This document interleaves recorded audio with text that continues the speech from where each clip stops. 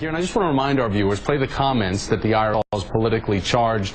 It was part of your keynote address at the time at the NAACP's convention in July of '04. Take a look.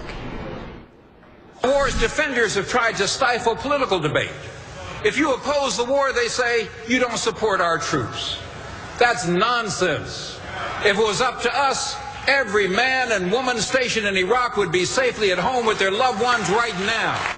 So, sir, past his prologue, auditors notified the NAACP that it would be subject to a 10% tax for political expenditures as well as additional penalties. Looking back, do you maintain that the NAACP was unfairly targeted given the rocky relationship at the time with President Bush? And are there parallels to what we're seeing today?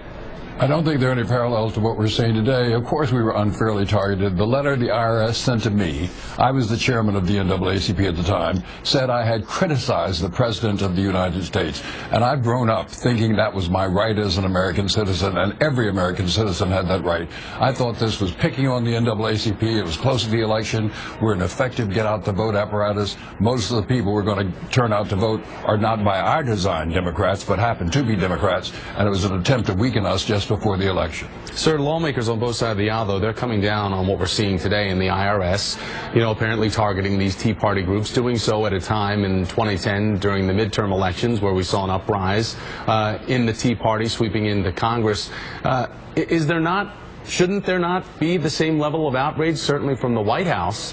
At the time, in '04, Congressman Charlie Rangel called the audit a, quote, police state tactic. So do you think that there might be a double standard being looked at here?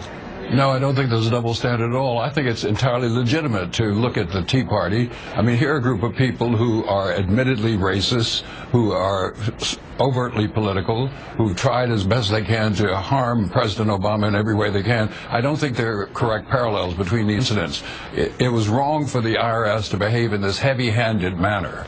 They didn't explain well before or now what they're doing and why they're doing it, but there are no parallels between these two. Chairman Baum, what do you think that the fallout will be for the Obama administration, especially during a time where the Tea Party had maybe lost a little air? Do you think that this is going to help inflate that, especially as we ramp up to the midterms for 2014? I hope not. I hope they don't get any more air. They are the Taliban wing of American politics, and we all ought to be a little worried about them. So do you think that's a little harsh, calling them the Taliban wing of American politics? Not at all. Not at all. The truth may hurt, but it's the truth. William Bond, Chairman Emeritus of the NAACP. Sir, thanks for your time on this. We're going to have